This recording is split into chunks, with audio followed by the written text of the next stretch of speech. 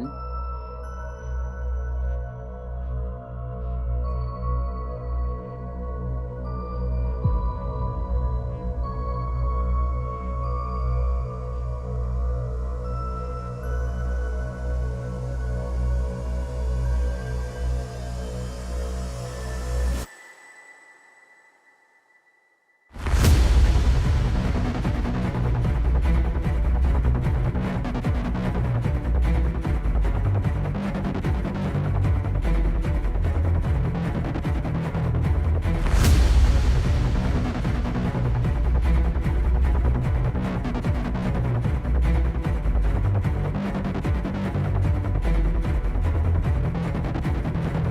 Fantastic.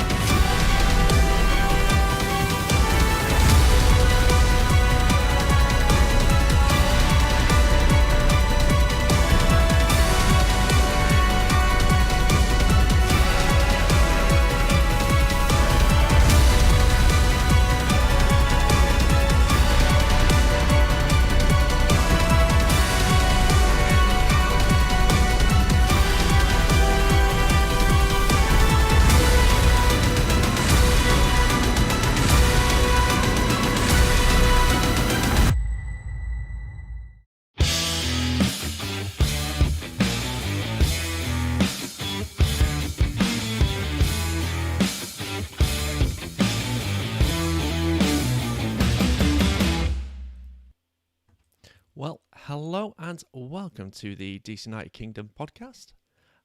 This is season 3, and believe it or not, it's episode 9, and I am your host, James Graham. You might see me just wiggling around the camera streams just there, but it happens. This is live. Technical issues do happen, but we're here, we're on, and I am your host, James Graham. As you'll see, alongside me, I have got a friendly face. Over to my left, right, I don't know. I get confused because I'm looking at myself and this happens. But it's Daniel Wise. Welcome back to the show. How are you? Hey, I'm doing well, James. As pessimistic as I was or last episode, coming out of this week, I'm surprisingly not so pessimistic about how things turned out. Obviously, the Columbus game was not the result we wanted. No. It was the result I kind of expected. But it's one of those games where the score line really kind of hid what actually happened, or didn't necessarily reflect what actually happened in the game. Yeah. For the most part, I think what we saw was what we've been seeing from both Columbus and DC United. I think we sort of thought that it was going to be one of those games that was going to sort of grind out between a team with a very aggressive, high pressing defense and a team that was very happy to kind of sit back despite their wealth of weapons and options. But ultimately, I think what happened is those weapons remained a threat and stayed in the heads of the defense, and thus we despite our best efforts, we fell 3-1 in that game. So yeah, how are you feeling after that one? surprisingly okay. Yeah, it was one of those games where it was just, yes, we got beat, but there was a lot of positives I took from that game, and I'm sure we will get into that in a moment because I don't want to spoil too much too soon. But I just want to announce for the first time ever, we're not only live on YouTube, we're live on Twitter and we're live on Twitch as well. So go and check that out if you haven't already. If you found us on Twitter, you've probably seen us now. That's great. Thank you for tuning in. It's great to see some people actually tuning in already live. Stu has already commented saying, "Evening humans." Evening Stu, how are you? It's great to see you're back on this. I missed you in the last episode. And I love your interaction. Just another comment just come in. Tim Woods lost and scored 3 goals. I mean, we did score 3 goals. I mean, what can you say? I mean, granted, 2 of those goals weren't in the right net, but there we go. These things happen. I just want to touch on, first and foremost, though, as we did on the last episode, our score predictions from that game. Your pessimism was rewarded, and that really, really grinds my gears. And the fact is, it's not necessarily pessimism. It's sort of, I mean, that's the trend. The 3 or 4 trips that I took to Columbus, we more or less got humiliated every time that. So we still got humiliated. But like I said, I think, you take away those own goals, it would have been a less humiliating result from that. On paper, yeah, it was not a great result, but for those who watched the game and actually took full interest in the game, I think they'll see that it wasn't a humiliation. I mean, their first goal shouldn't have happened, but there we go. But just quickly back to that score predictions. So you predicted last week that we would get beat 2-0. So you didn't get the scoreline correct, but you got the result right. So you get 1 point. You get the first point in our prediction league. So you're in the lead because that is not something I'm proud of after that. I mean, I predicted a 2-0 win because, I'm Mr. Optimistic, but there you go. It's one of those things. I mean, I'll probably end up predicting a win every single week. But, we'll see how that goes and see whether I win this league and not have to wear a Metro Stars jersey because I don't want to do that. Well, I really don't want to do that. And for me, with the Spurs jersey, that is absolutely nowhere I want to be. And like I said, at a certain point, if it, being that I do view this season a little more pessimistic than you do, if I end up wearing that Spurs jersey, I would say that's a good thing overall in terms of DC United season. Yeah, absolutely. I mean, I think if we end up in the playoffs and you're wearing that Spurs jersey, I don't think anyone could argue too much, could they? Absolutely not. No. So it'll be bittersweet. No, absolutely. Right. Shall we go through a few of the stats from that game that we just had against the Crew, obviously, that we got burnt by? For sure. So in stats-wise, possession, it was 45-55 in our favour. Shots, they had 9 shots on goal to our 11. So we beat them on that aspect. They did have 3 shots on target, and we had 2 on target. Now, it doesn't mean that they scored 3 goals themselves. That just means that we saved 2 efforts. Expected goals, though, theirs was only 0.4, and ours was 1.1. Wow. So, on that aspect, if you rounded it to the nearest number, we should have won that 1-0. And really what it came down to, and I think that was part of the conversation at the end of the game, I believe Losada said something along the lines of, this was one of those games where an impact moment that included something from an impact player would be the deciding point in that game. And to a degree, that's what happened. And as disappointing as that is, I think Zellarian, as much as we probably disagree about that call, and Yeah. he still has to put it in the net. And we for the most part we had a couple shots as well, Yeah, yeah. where our number 10 did not quite step up to the low. But that rocket was textbook, training ground free kick. Oh, Um, yeah. Very aggressive rise to it with the real steep dip. Chris, he stretched, he went the distance for that one, but that was Yeah. just one of those. I mean, that's one of those shots that I think even Premier League keepers sweat about from time to Yes. time. So Yeah. that was a nightmare set piece to face. Yeah. I remember remember tweeting about the fact that side should have done better with that. But then when you look back at the replays, I mean, Chris Sides was really close to his post. Yeah. It could have shuffled a couple of steps over to the side, but it was. I mean, there was a nice bit of curl, and you're right, there was a nice bit of dip on that free kick. But that decision, that referee Silvio Petrescu, I always call it Pet Rescue because of the former Chelsea player Dan Petrescu. But he had a shocker of a game, and I'm not just saying that just because of that call and the lack of advantages that he would not play. But he also got things like, I don't understand why he booked Bradley Wright Phillips, for example. That was a bit of a strange decision.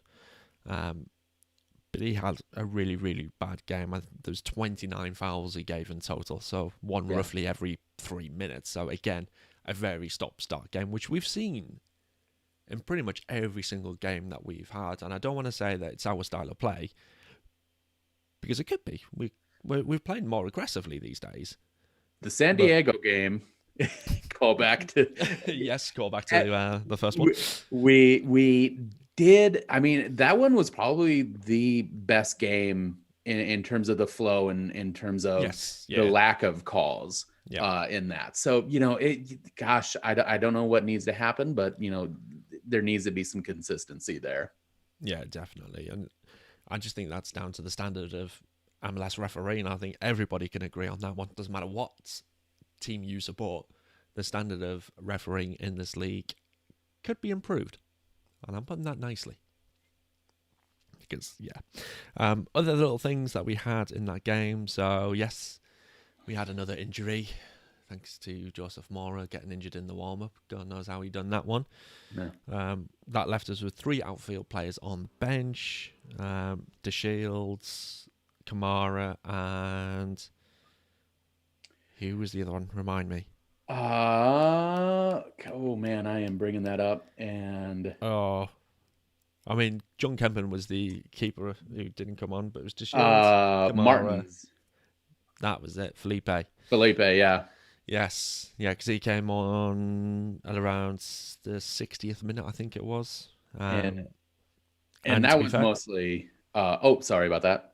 that's all right. I was just gonna say, mostly he did quite all right again for the second game in a row. But hopefully he'll be starting in the game coming up. But what did you think of the players who came in off the bench?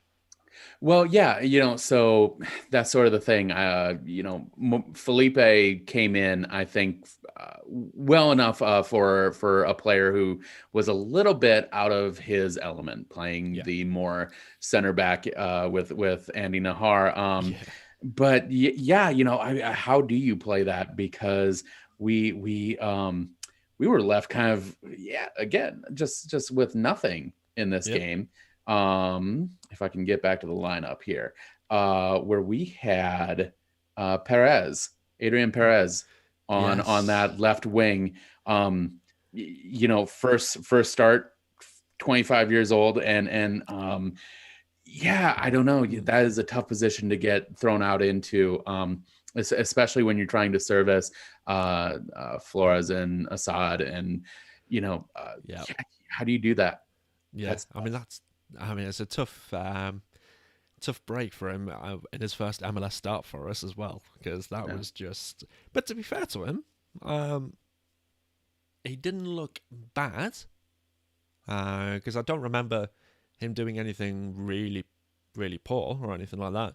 And then when we had the passing network on our notes on the last show, so we've got it up again on here. Um, Playing a heck of a lot further forward than Mora did. So Yeah. that's good to see. And you see, Brion is the most defensive player, which doesn't surprise me considering his lack of pace. Yeah. Um, And it's interesting you look at it seems as though Perez was very much more kind of in line feeding it to Assad and not necessarily going for those, whatever, and again, first time start for Kamani Smith. yes, You know, I don't know. It just doesn't seem like, maybe just a couple of link ups here and there, but I don't know. I think that's just sort of inexperience, maybe not being able to find those places where you can kind of like a incisive pass yeah, and pick out a forward player. But yeah, I think another line that Losada had was that a lot of these players came in knowing that their roles would be as an extra set of wheels, yeah, just the fill in reserve or super sub types. And yeah, now they are getting deep looks at these games. Some of them are getting the 75 minutes plus that necessarily they weren't really expecting going into this season. But yeah, you have to give props to them for stepping up to that. yeah, absolutely. Who would have thought that at the start of this season, for Lasada's reign, that we would be sitting here with 13, 14 players out injured right now? You'd think that we'd have had players back. I mean, to be fair, we weren't expecting to have Ariola back just yet, so the fact that he's out injured at the moment isn't the end of the world. He's someone we weren't expecting there. Yeah. But Pines, we would hope to have playing, because I think he got injured after Lasada had come in. Mm-hmm. Sorga, obviously Mora now, and it's just building up, and you got to think, where does this end for us? When do we start actually getting players back and not keep losing players? Because right now we're going to have to start getting these short-term replacements in as emergencies, because we're at that point where we can invoke that rule. Yeah. Yeah, I mean, Loudoun United. I obviously not you don't really want to be dipping into that level of reserves all Yeah, that much. Because I mean, you're talking about like those are talking about extra set of wheels. Those players are like probably the extra set of wheels in maybe a year or two, yeah, and all things considered, that is a really tough situation to find yourself in. yeah, um and to a degree, I will say I'm feeling less pessimistic about this, because you look at the system that Lasada is putting forth yeah, and the way the players are responding, while not necessarily linking up in the best way, because there's still major issues in that attacking third. However, I want to say, props to Ola Kamara, uh, yes, having a beautiful, just that cheeky little roller past the foot of the keeper into yeah, the opposite corner. And also just a very nice on the fly reaction with Flores to chip it over the top. And to get that ball in position for Kamara. yeah, That is a flash of a DC United that can be in the future. Uh yes, Ideally, like before, the end of the summer, we can be at yeah, that level. But the to the degree that like the players aren't so much thinking about it. I think there's a term, sort of like the automatics. Like, you yes, talk about how like at a certain point Barcelona became very automatic with their tiki-taka approach, and you just had these passes that required no thought process at all. It was more just knowing that there was going to be a body in the space where the ball was headed. yeah, And that is just that little sparkle of progress right there, where Flores, made a read, made a decision, got Yeah. it over the top, and Kamara made the run in, and that was a very beautiful play. And to a degree, a great level of excitement from Kamara, who goes up, Oh, his for celebration. that Ronaldo leap, and then all of a sudden he's like, ha ha ha, at Yep. former crew skipper. That is Yes. that is you know good to see that.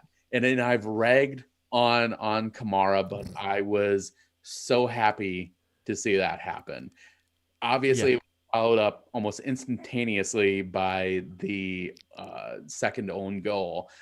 But again, progress, and that was an incredibly positive thing to take from an otherwise kind of slow game. Yeah. I'm just going to stretch this optimism right here because, Mhm. I like to.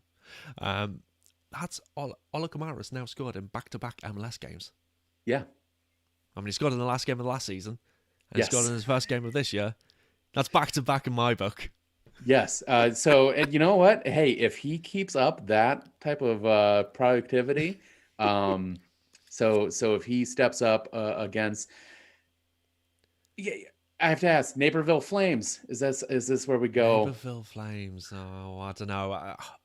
So, you I guys think out I there. think for real Chicago residents, I think that's a dunk. I think Okay. probably burns quite a bit. So yeah, Oh dear. if he comes out and scores again for us, I think I'll start eating my words about Kamara. Yeah. So I yeah, mean, I'm going to give you a nice little pun here. If Kamara comes out in a blaze of glory, we're going yeah, to go with that one. Blaze of yeah, glory, fire. Um, absolutely. so, you guys out there, if you're watching now, give us your thoughts on the Columbus game. We'll read them out on live on the show. And if you're listening to this after the fact, tweet me at DC United Kingdom. It'd be great to hear what you thought about the Columbus game. I don't know whether you tuned into the Tried and True show after the game because that was heated to say the least. Tell me about it. Oh, so I started watching it, and I mean, granted, they went up to Columbus to go and see the game in person, Hmm. minus Michael Black because he wasn't there. I can't remember the reason why, but John, Sammy, and Joshua all drove up there for a nice road trip, and I think they might have had one or two beers, to say the least, because Sammy, bless her, she was very feisty in that. She was very defending Lasada Ball to her utmost because John and Joshua, they were saying that's 3 defeats on the bounce. Where do we go from here? Do we continue the way we're playing, or do we need to revert back to Benny Ball to try and grind out some wins? And Simon was like, no, we don't do that. We keep going forward with our current plan because if we go back, we're going backwards. We're not making progress. That's the take I got from it. Yeah. And that's something I would highly agree with because I think we need to keep moving forward with Lasada Ball because even though this is technically really our second 11 that we're playing at the moment, they need to be on board with the way we're playing. Yes. So why wouldn't we do that anyway? So and we and don't want to be that's going back to Benny Ball. that's the thing. I think the players are taking to it. Yeah, Um, as inefficient as our outfield players are in that attacking third, there's real heart, real desire to get in there. And mm. maybe I'm just a Gressel stan at this point, but I've been reading comments about the fact that he's no better than like a journeyman. He Yeah, benefited the most from being in the Atlanta system with Martinez at the top. yeah, I think that horribly downplays his skill as a player, his vision, yeah, and really kind of like desire to uh, make some runs and be like a full on winger who can kind of be a multi threat player instead of just being the guy who takes it down the touchline and just kind of chucks it into the box. Yeah. He's a much more dynamic player than people give him credit for. And what is he? He's in his early 30s, so but he's still showing a lot of dynamism on the field. Yeah. And I think the players will come along as it goes. I think everyone's working incredibly hard. There's buy-in. So yeah, like you said, if it goes backwards, then what does that tell the players? Yeah, that's it. I'm very keen to see Lasada continue the way he's going at the moment. Stu's just come in with a comment just saying, great to see Kamara score. Yeah, I mean, I think we're all shocked to see Kamara score and not be offside. Yeah. Hopefully Lasada ball plays to his strengths so we see it more often. Own goals aside, with a second string on the pitch, it was a good sign of things to come. I think you've pretty much hit the nail on the head with that one, Stu. It's we need to keep going forwards. But Dan, tell me, who was your highlight of the game against the Crew? I sort of stated it, that little glimpse of what Lasada ball can be, with that connection between Flores and Kamara, in to a degree, like that is the one thing that I kind of pulled from it, is you take away the own goals. That game comes out as a pretty ho-hum 1-1 draw, where you have the very early set piece goal and then Kamara's finish in the 82nd. That is, to a degree, like old style DC United grinding out like a draw. But God, credit to the Crew for just always plugging away. I think, to their credit, Zardes. Oh,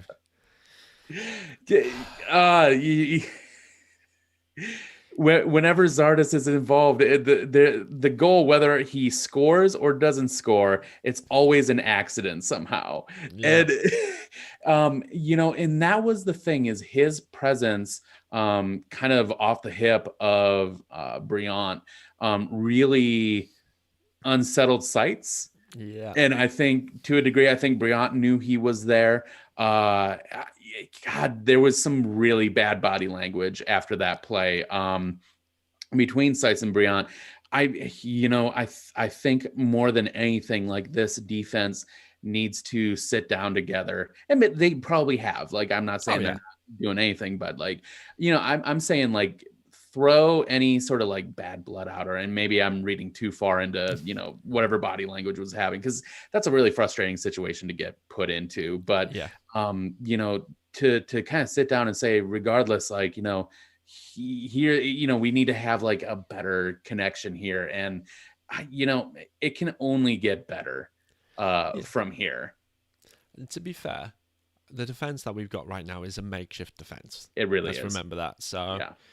In my eyes, my main 11 out of the roster that we've got right now, in goal is always going to be Bill.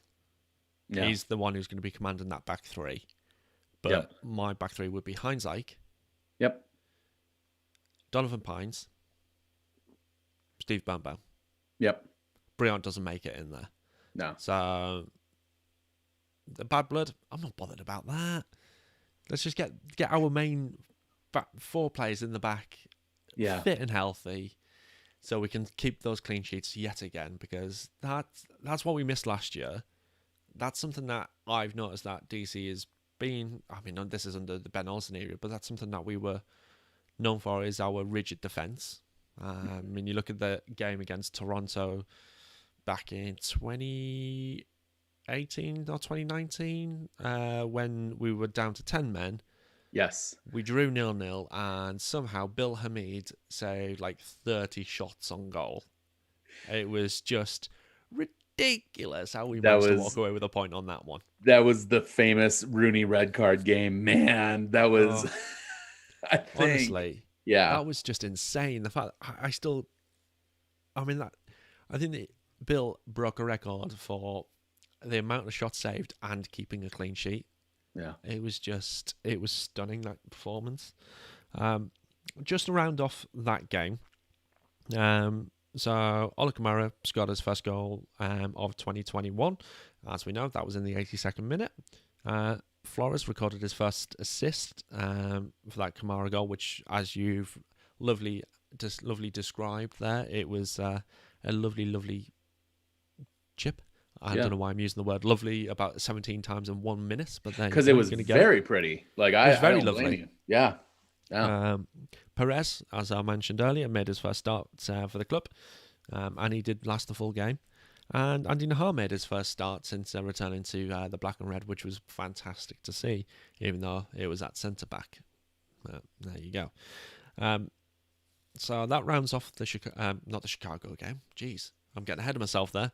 Rounds off the Crew game with a newly announced badge, which we're going to talk about a bit later. Oh boy.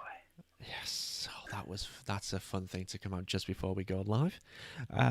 So next up, in our stretch of 3 games at home at Audi Field, we have the Chicago Blaze or the Chicago Burn. We could. They've merged with Dallas now in my Right. head. Yes. Yeah. So I know there was one question that was posed to me in our support group chat. If you're not a member, come and join us at dcunitedkingdom.com/membership. Get that one in there whilst I'm saying it. It was asked about our injury return list now from Brian. Brian, I'm sorry, I couldn't find anything out. It's very difficult to find any information about our injury return, so you know as much as I do. But if I do find out, I will message you later if we see them anywhere. But it's not looking hopeful. I did check on MLSsoccer.com just to see what they said on there, and they don't even have the reasons for the players that we've got out injured, and not all of them, which was strange.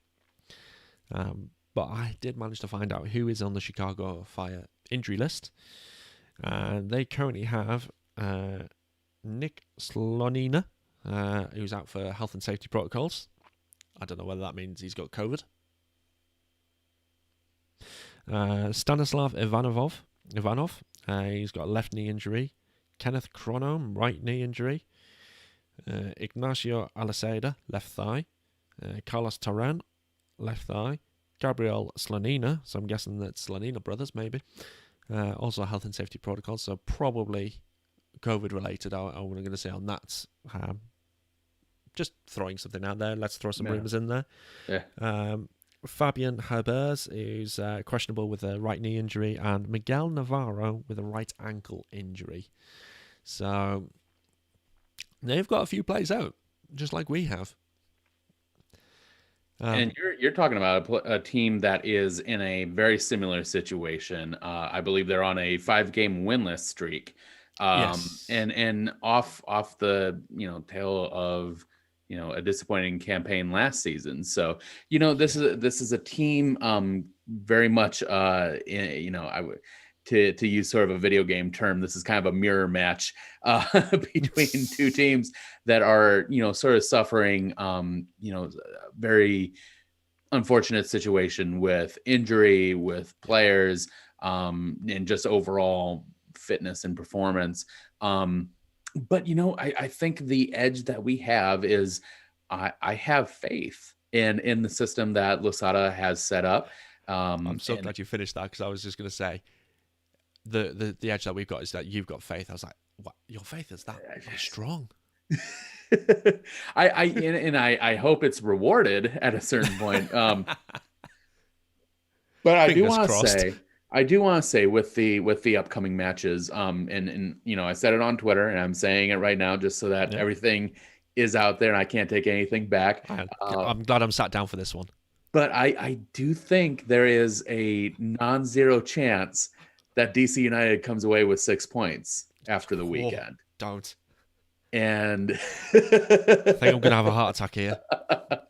Ladies and gentlemen, Dan just said we're going to get 6 points. And I think that it's one thing. I think we get the edge over Chicago because of the system that we have.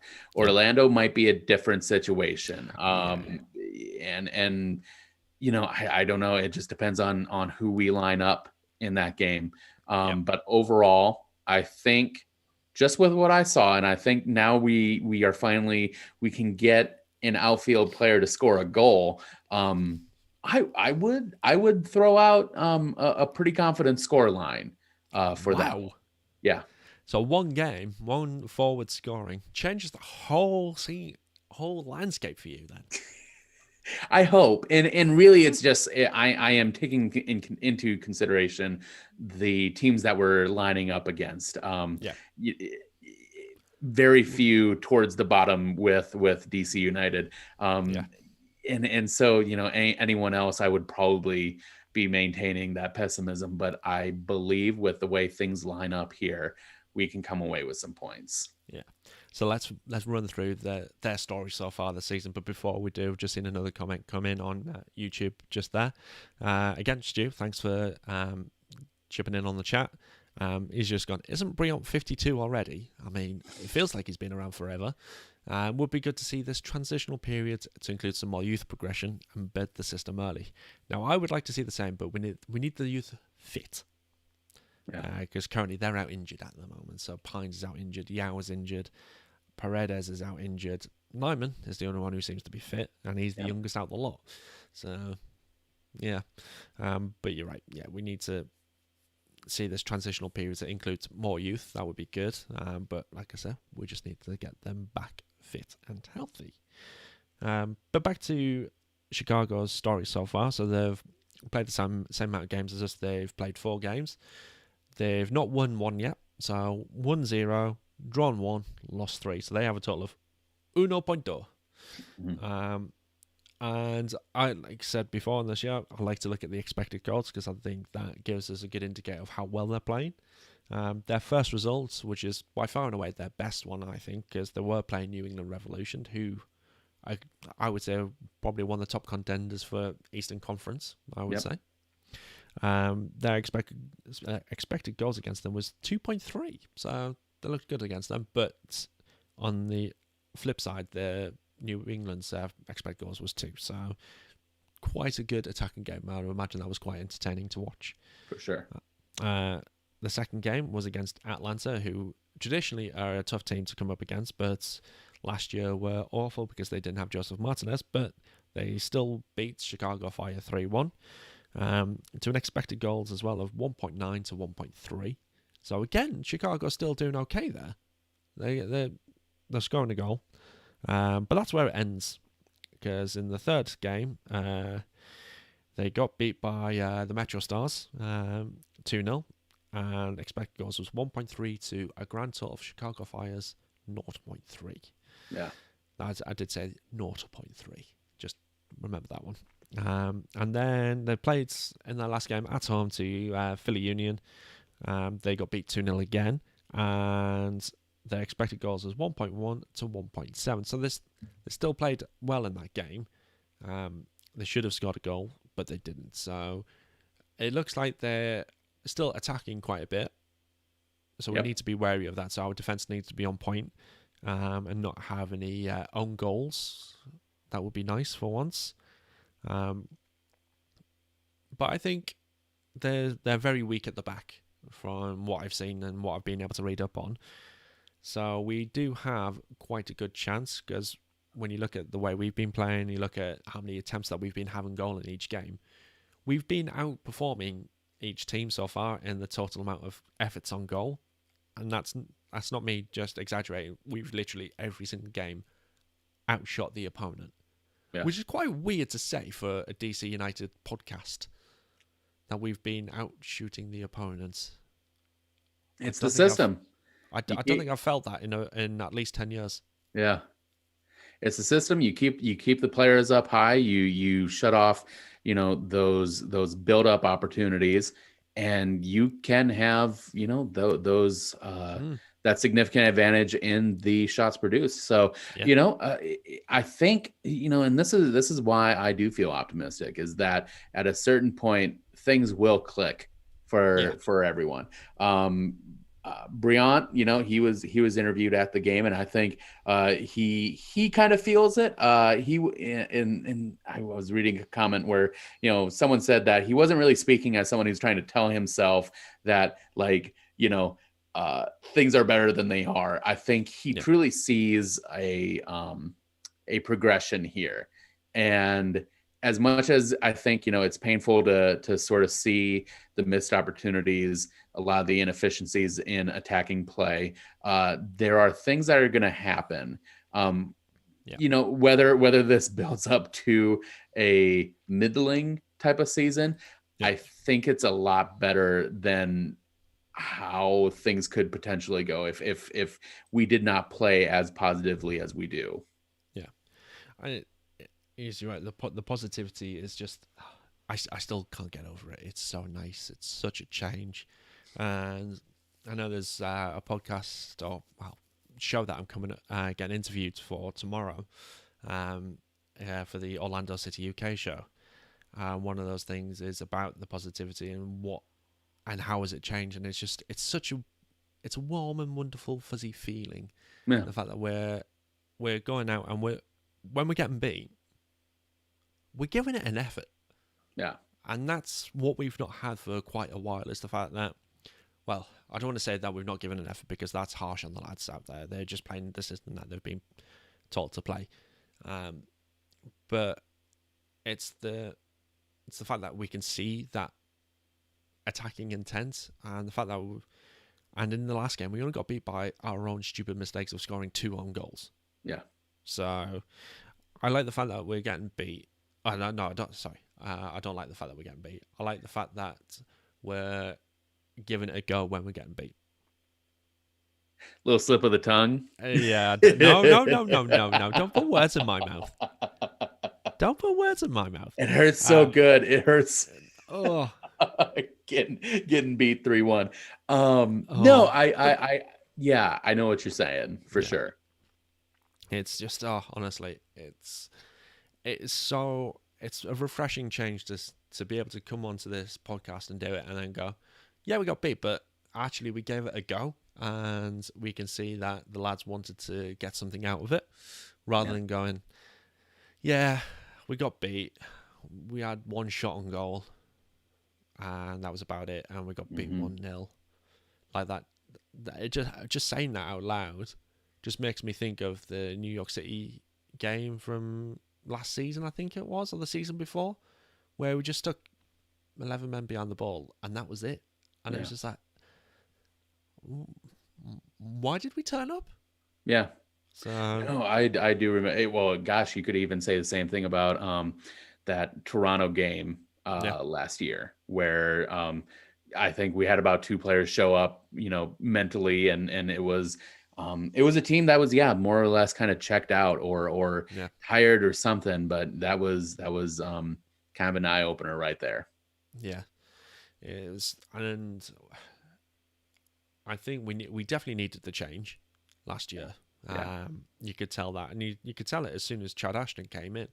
It just felt like the players had a weight lifted off their shoulders, their shackles were free, and you saw a great 4-4-2 system. I'm always a fan of the 4-4-2.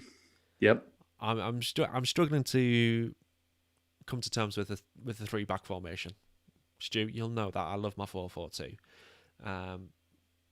But I'm starting to be won over here with this 3-back formation. This 3-4-2-1. I think it's how it's been played as. Yes, but it's very strange because they had I want to say it was Moreno kind of, well, you had Moreno kind of laying back, but you had Flores playing a more higher, but and this is another thing, is that Losada kind of he's not really letting or putting Flores in a box. He is letting him sort of freely move. And I think that's where Flores is going to get really comfortable, is getting in the flow of the match, finding, space to kind of like make a play, be that like real number 10 creative type of player.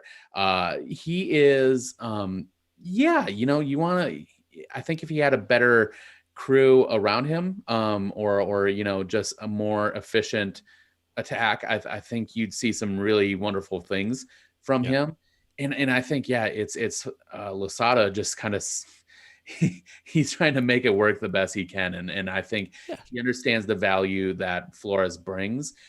So that's another reason why I feel really confident going Mm. into Thursday's match, is that I think we've only seen just a scratch of what this team can do, Yeah.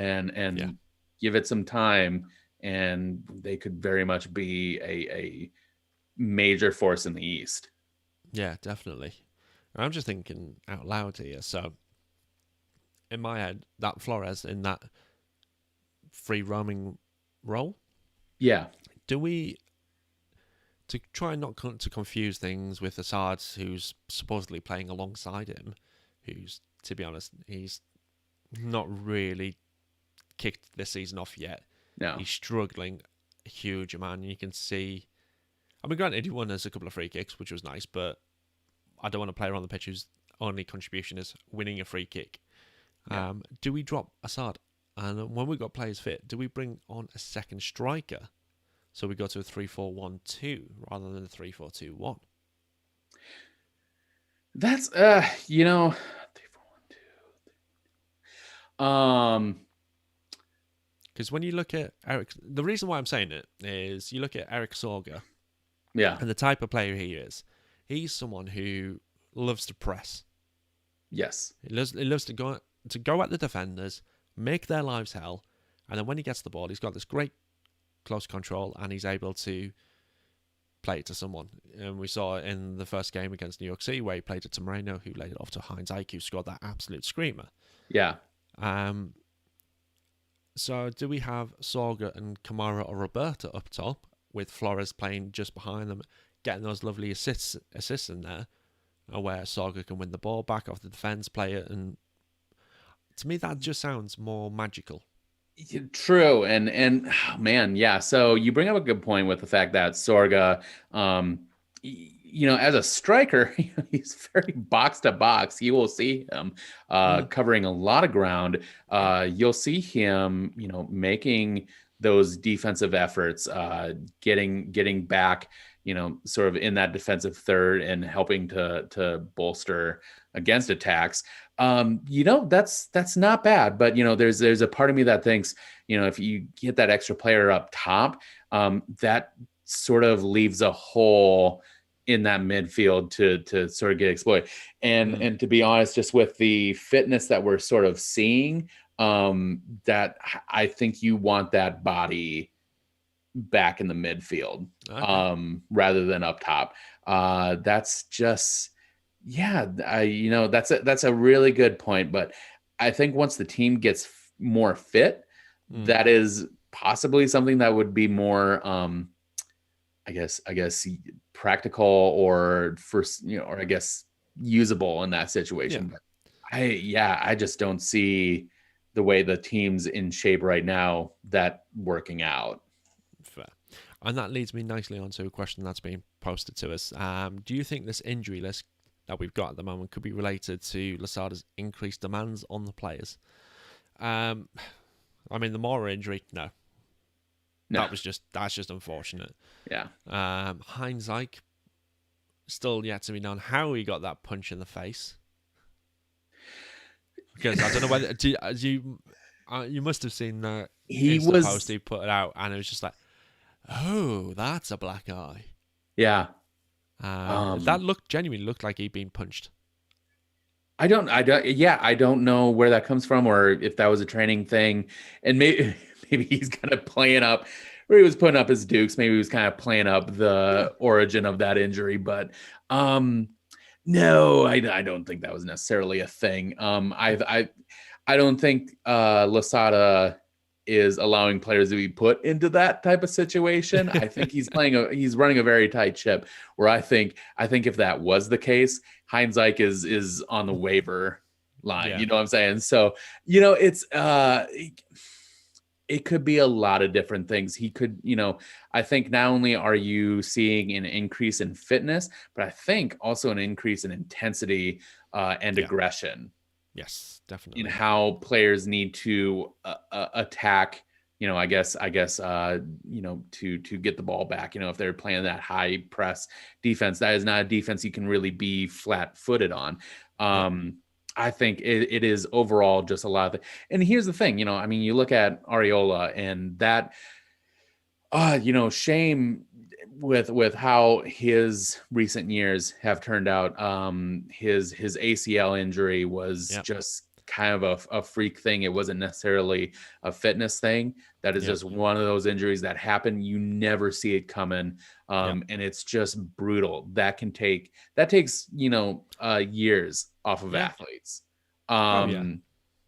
And that's more or less his injuries have sort of been, you know, re-aggravated, and he's it's just been tough for him to sort of come back. I think of Jack Wilshere, Oh when no. he had that injury, you know, 10 or so I mean, years ago, whatever you that said was. that injury. He's had about 1 million injuries in his He, career now. but it was the original. I think. Yeah. Well, I forget who they're playing. I think if it was Southampton or something. That ankle injury he sustained, that put him out for like 18 months or something like that, was brutal, and he was never the same after that. That just, once you start getting those knocks, and especially if it's a major one, that is tough to say, if he does come back, or when he does, whether or not he's going to have that same work rate or level of fitness that he had before. That is so tough to tell.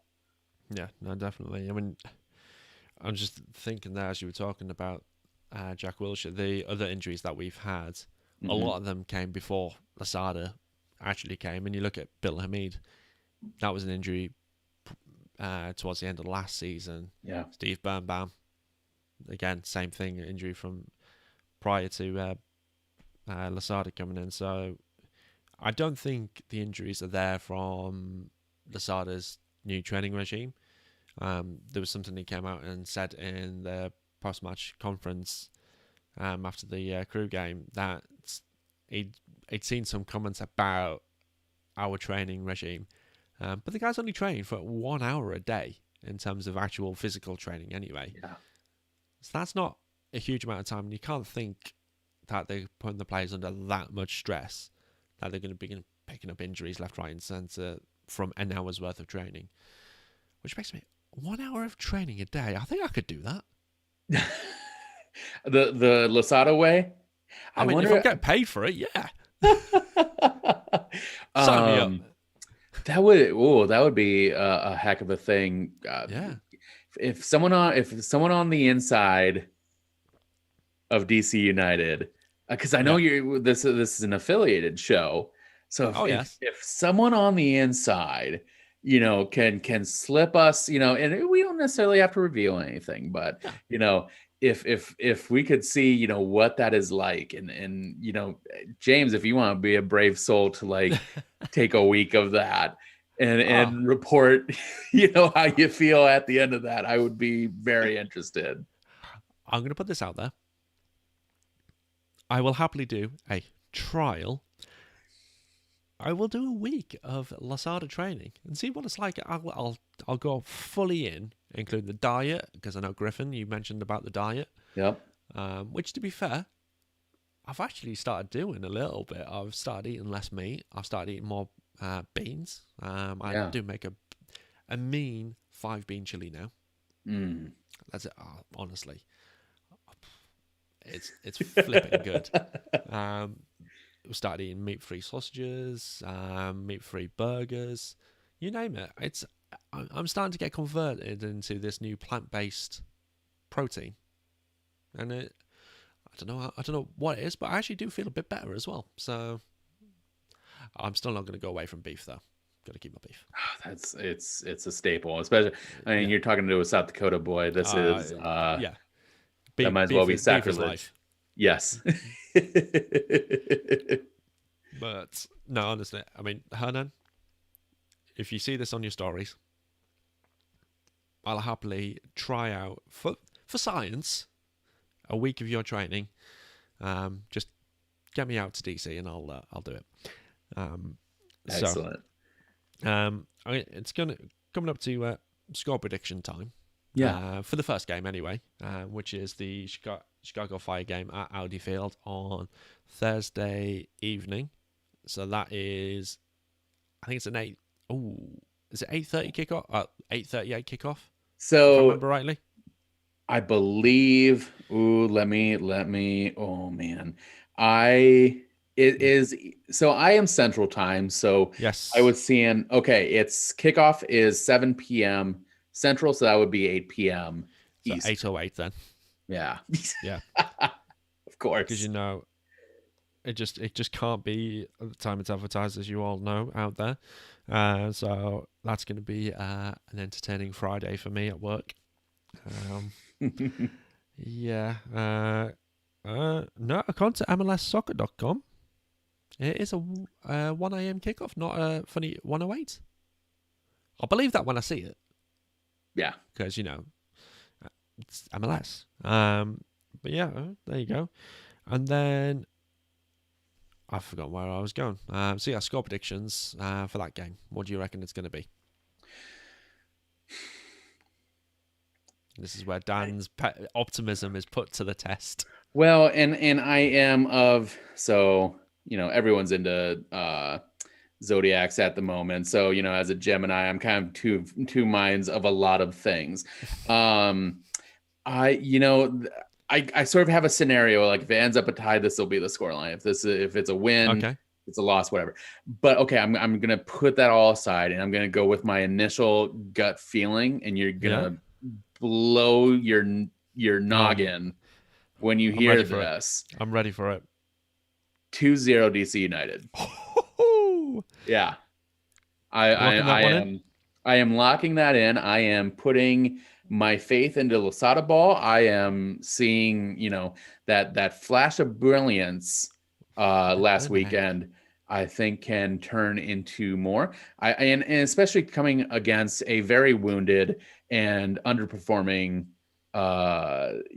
Chicago Burn. Um I, you know, yeah, I think this is an entirely winnable game, and I think by a Wow. pretty, uh, barring own goals, I think we come out of this unscathed. Okay. Yep. I mean, I'm all for that. I mean, you've kind of stole my thunder there because I was going to go for a 2-0 win as well. Oh wow! Oh, I So mean, I mean, you know what? Hey, you we can. can both go for the same result. Regardless, we'll stay within a point of each other. Yeah, exactly. So I mean, I'm happy to go for the. What do I go for 2-1? Just to make it interesting. Oh, I mean, I'd Oh, love is to see us that keep a clean sheet, but I don't. No, I'm going to go for 2-1. I'm locking that okay? one in. 2-1 Okay, win. all right. So I mean, I know we're going to briefly talk about Orlando as well because for you guys out there, Daniel won't be coming back for the preview game for Orlando. Unfortunately, I have secured us a special guest in MLS UK show co-host Elliot Holman. Very very excited to have him on and to talk us through Orlando season and what he thinks of what's happening over there because they're not bottom anymore, No, which is a very very weird thing to say. But they've Oscar Pereira has done some fantastic things with that team. I mean, they've brought in Pato, who's got himself injured. Classic Pato. I don't know why they brought him in. I mean, I think he's got a 5 to 6 week injury in his first match. yeah, That's what a way to make your debut. I think he lasted 20 minutes. something like that. Yeah, that's Um, yeah. God, talk about someone I was very very high on about 8 years ago. yes, I mean, I think they've been playing Football Manager and thought, which former Wondkids can we sign now? Pato. Yeah. Um, but they do have Nani, who is a fantastic player. They've Hmm. got Chris Mueller, who's come on leaps and bounds. Ruan on that right wing back. They've got plenty of good players out there, so it's going to be interesting to see how we are able to adapt. This is our first week of a double game week. of the season, so we've got not many players. Hmm. We've got 2 days in between the matches because that game is on Sunday, if I remember rightly. Yes, Yes, it is on Sunday. and same Uh, time. Rough Friday, oh, rough Monday. That is heartbreaking. oh, why do I do this to myself? Or why do we do it over here in the UK? Because it is growing over here. I've seen there's Samuel. What's his name? There's another chap who's just recently followed, who's a long-time DC United fan, who's from over here. Stu, Andy, among a few others. My mum has introduced someone to the show and is now a DC United fan because of the Oh, Wayne Rooney link. fantastic. So Yeah. we're coming on strong here. Chris Hull as well, as we know. Chris, who's a bit of a DC legend from his time over here. So there's going to be plenty of tired heads on Friday morning and on Monday morning. Let's put it that way. But it's a very brief chat about Orlando. But I've got to ask you for a prediction for Sunday evening as well. I am shaky on this one, and yes, Nani is a fantastic player. Yeah. So I'm a little more shaky because yes, Orlando is coming along, and yeah, I And feel you've very shaky. also got to remember, I'm just looking at the fixture list for this week. They don't have a midweek game either. But they are coming to DC. It's And true. Yep. to that degree, I think, depending on what happens with the Chicago game, if we come out of that unscathed Yep. for the most part, I think that could be a good confidence boost for the Orlando match. And to a degree, I want to maintain just the way we've consistently punked Orlando Yes. in recent years. It's been a highlight of the last few years. But we are without Rooney. But Yes. so I still maintain my positivity. Lock me in at 2-1 DC United. Okay. Yeah. Fair. I mean, I like that. So all things considered, and the fact that we're going to come back off a 2-1 win, Yeah. because I'm going to get my scoreline on this one. I'm going to go for a 1-0 win. Okay. It's going to be a tight game. I can't. If we can keep Nani quiet, Mm-hmm. I think we'll be okay. And I'm just going to throw this out there. It's going to be a wonder goal. A wonder goal from Oh, Felipe. I'll give you a point if that's the case. Oh, bonus point territory here. Yeah. Oh, I like it. Oh, I mean, if Felipe owes me a goal, For owes sure. me a goal. If, Um, and this is to a degree a challenge I'm putting forward to yeah, Felipe. I mean, yeah, get that point for James. Because yeah. I'm leading, and so that could I very need the well points. put us on a level. So yeah, if he can do that and make me sweat a little bit, I'd be happy to take that. Like I said, at the end of the season, if I end up wearing that Spurs jersey, Yeah, I think deep inside I'll be happy about it. yeah. Stu, as bless him, he's still going in on the chat. So thank you, Stu. He's given us his score predictions for this weekend. For this week, I should say. Good. He's not as optimistic as we are. He's gone for a 2-1 loss against the Chicago Burn, and then a 1-1 draw against Walt Disney. Interesting. That's okay. I'm disappointed in you, Stu. I'm really disappointed. I don't blame you Hopefully you're though. wrong. Yeah, but Um, I don't blame it. No. no, I mean, when you look at the form at the moment, it's not obviously hugely positive when we've only had 1 win and 3 losses on the bounce. But when you look at the teams that we've played, so New York City, we beat them, and they're generally a good side. We've played San Jose Earthquakes, who've or San Diego, they have been doing rather well. Um, Columbus, who were MLS Cup champions, and then I've already forgotten the other game. Who did we? Who was the 3-1 defeat to? That was San Jose. No. Oh, Oh the bees. no, that was. Wait, Flipping heck! Why have I forgotten where this are we? already? Where are we at right now? Oh, who did we get? Who was the second game against? The Revolution. That's it. Yeah, That was the 1-0. And yeah, actually, and that's funny that was the because 1-0. Yeah. we were we had gotten blanked on that. And you were talking about how Losada had never been, Well, we've not held had a held. 0-0 draw. He's never had a Okay. 0-0 draw. Oh, So is that the case? Okay. yeah, he's never seen a goalless game. Oh, really? Yeah. So Okay. every single game he's been a part of as a head coach, there's always been goals, and he averages I think it's 3 goals a game. Gotcha. So when he got hired, we started looking into Losada as a head coach, and I genuinely looked through every single game he's managed, and I didn't see a 0-0 draw, and I think he'd had 9 games where there was only 1 goal, so now he's had 10. Yeah, We're going to get entertained this season, I think and so. Yes.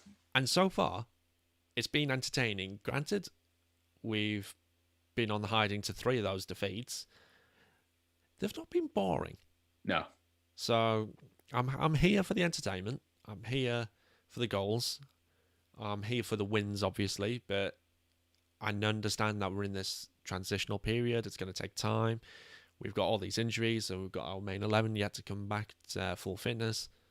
So I'm here for Losada ball. Let's put it that way. Let's go. Yeah, let's go. Let's wrap the show up. Actually, no, let's not wrap the show up because we've got a couple of things extra to talk about, haven't we? I'm getting ahead of myself.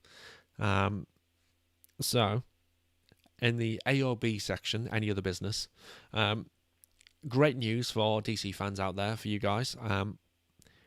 We've got full attendance at every single DC stadium from June 11th, which means Audi Field can rock on June 19th against Inter Miami.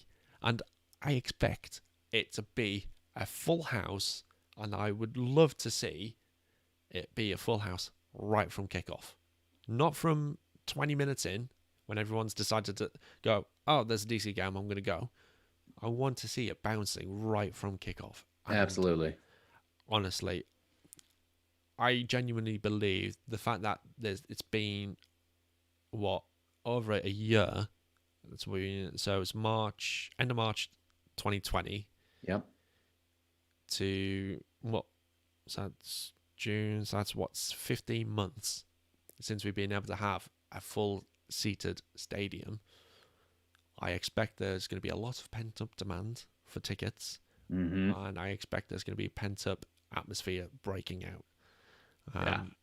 So I seriously cannot wait to see that first game against Inter Miami and see everyone bring the noise, because you know what? The lads out there on that pitch, they deserve that. Yeah. After what they've had to go through. I mean, everyone's had to go through hardship and troubles throughout this last 12, 18 months. But those guys out on the pitch, they've had managerial changes. They've had isolation. They've had to go down to a bubble. They've had to deal with some tough times. They've had to spend time away from their families for extended periods of time down in Orlando. So let's bring the noise. Let's bring some passion, and let's get behind the lads on June 19th. I don't know whether you want to add anything to that, Daniel. You said it beautifully. The real thing we need to talk about, though, is the next line item. Yes. Yeah, I have nothing to add on that. I totally echo what you just said, but man, the next bit. It's as if the comedy gods, sort of timed it to work perfectly with us coming on with this live show. This is fantastic news. So if you're watching live, you might want to hit up Twitter whilst you've got us on in the background and just search for And just look at Columbus Crew's Twitter feed, because yeah, out with the old, in with the new. And if you're watching or listening to this after the fact that we've gone live, and you've somehow managed to live under a rock and not see the crew, Columbus Crew SC, whatever they're getting called these days, their new logo. Just look at it and look at the memes after it, because there's been some entertaining ones. Let's put it that way. So which bit do we talk about first? Do we talk about the shape? Do we talk about the soul patch? Do we talk about the fact that they've just destroyed their brand? Which bit do we hit first? Oh, well, one thing is just it's just confusing because Mm. they're still maintaining the Columbus in the Yes. logo. Yeah. The C is just a C. Yeah. And then they're still keeping the SC part of it. Yes. And so, it's just they're going as the crew. And so then that just reminds me that there's Kevin James's The Crew. Then there's the video game The Crew and The Crew 2. So like there are Yeah. going to be some very confused people when they start Googling The Crew. And like I said, maybe they have a strategy set up where they can get up in there, but it's Yeah. baffling to They didn't be need it. so mediocre. They didn't need a rebrand Yeah, at all. That logo that they had, I quite liked it. yeah, It was very, to me, that was quite European. yes, it was This new great. one is incredibly American, which isn't a bad, but I it's would not almost, good. It's not a good American. It's an awful American logo. I would almost prefer them to go back to the hard hat bros. Yeah, absolutely. Go That back to was, your roots. yeah, not this funny C with a soul patch. Yes, that makes I, no design sense whatsoever. no, it's absolutely pointless. It's like, ooh, there's a gap down there. We should fill it. Yeah, What can we put in there? just a Oh, triangle. let's just whack a shape in there. Yeah, Uh, yeah, absolutely horrific. Um, DC front office, do not do us over, yeah. because if you Oh, do, yeah. I mean, we've had our rebrand, and to be fair, they've done well with it. They stayed true to what it's always been. Yeah, I've always been, it's the top heavy eagle is a little weird. Um, I mean, but yeah, it it flows quite nicely. it really does, and it grows on you. Yeah, Just the way it looks, it's really dynamic. Just the way the wings get out of there, and it's a, the way I, all the little the parts of shield, yeah and it just stars and all that. Yeah, yeah, it really does work very very well. And but here's a question for you: yeah. which is worst, the Crew, Montreal, or Chicago Burn? Which rebrand is the worst? Montreal, there's a certain interesting something to it. Yeah, In terms of a design sense, and actually, I will give the Canadian teams some credit on this. Is that like all of them, from Vancouver to Montreal to Toronto, do some really tasteful things with like their kits from season to yeah, season. So I give them a pass in terms of just like, hey, be weird, do your thing, that's fine. yeah. Chicago Fire, um it makes me think of Magic the Gathering. Like it's a very that's what that logo elicits in me. And if Okay, you ever look at the Magic the Gathering logo, it like sticks out, and okay. I get a certain sense from that, and that was where my mind went. The Crew is just so they're it's the old crew with just extra steps. Yeah. To me, it's lazy. Yeah. It's incredibly. There's no flair to it.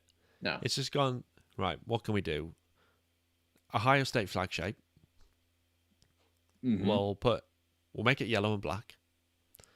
We'll whack the word Columbus at the top. We'll whack a big C in there, Soul patch. and they've gone done. Yeah. And then someone's gone. You've missed a spot. Oh, put a shape in there. Now we're done. Let's go to lunch. and They've done and it in the the morning, and that's it. and clearly, the social media team have put their phones on silent because the Not just ratio. silent. Do not disturb. Yeah. Or completely off, because the Yeah. ratio on this thing is staggering, just Yes. within the couple of hours since this whole rebrand was officially unveiled. Staggering. Yeah. And you pulled out some very choice memes from that. I will share those on Twitter later on. Stu's agreed. There's definite Magic the Gathering vibe to it. Yeah. Yeah. So you've got a fan on that one. Let's put it Good. that way. Thank you, Stu, for backing me on that one. Yeah. So anything else you want to add to that abomination? The people will do the rest. We're just here to spread the message and let everyone know about it. It's a show in there. Yeah. I think I've seen a couple of already saved the crew Mark IIs out there. Such a They, shame. who'd have thought that the crew would need saving yet again? Mm. Let's just take a moment of silence for the death of Columbus crew. And we're back. That's it. Yeah. There we go. Pour it out. You word out. Right. Let's actually wrap it up now. Yeah. We've mocked that logo, and we've talked about that game against that team who need mocking. We've gone through the the Chicago game. You've locked 2-0 in your predictions. Yep. 2-0 and a 2-1. Yep. I've locked mine in as a 2-1 and a 1-0. Stu's locked his in as a 2-1 loss. Don't know why he's done that. Bloody idiot. And a 1-1 draw. Forever pessimist. Stu. I'm disappointed in you. Out there, you guys, if you watching after the fact, which you probably will be, or listening after the fact now, if you want to send in your score predictions to me, tweet me at DC United Kingdom, or feel free to drop me a message on Instagram or Facebook, and we'll get those locked in for a bit of fun. But Daniel, once again, where can the good folk out there find you?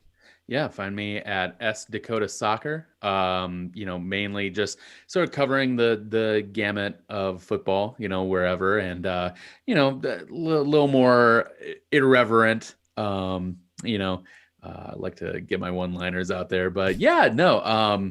My main thing is soccer made simple, and I'm always kind of making content to help explain the game, for people who are just sort of getting into it, having a way to get into it. So I have a link in my bio for that, and then a newsletter and all that. So yeah, go ahead and sign up for that, and get anyone who's on the fence signed up, and would love to share that. So yeah, thanks for having me on again. That's not a problem. It's always great to have you on. It's nice to have a bit of consistency for once in a while. For sure. For you guys out there, if you've been watching on Twitch or you've tuned in on Twitter, please do let me know if you want to see this more. I will probably keep doing it. It doesn't matter what, but it would be good to know what you think about that. If you aren't following on Twitter, it's at DC United Kingdom. On Facebook and Instagram, just search DC United Kingdom FC. Twitch at DC United Kingdom as well now, so go and subscribe to the Twitch channel if you wish to do that. There's merchandise, they're in the show notes, but if you haven't got access to them, it's bit.ly/DC UK merchandise. It's a new store on there with new new apparel. There's mugs on there as well. There's even brand new pint glass. Oh, I know. I'm It's gonna get on tempting. that. I've just recently ordered myself a flag. So what you'll see, hopefully next month on the shows, because it takes a little while for it to come here. Behind me, you'll see the DC UK flag. I cannot Beautiful. wait for that to arrive. But yeah, thanks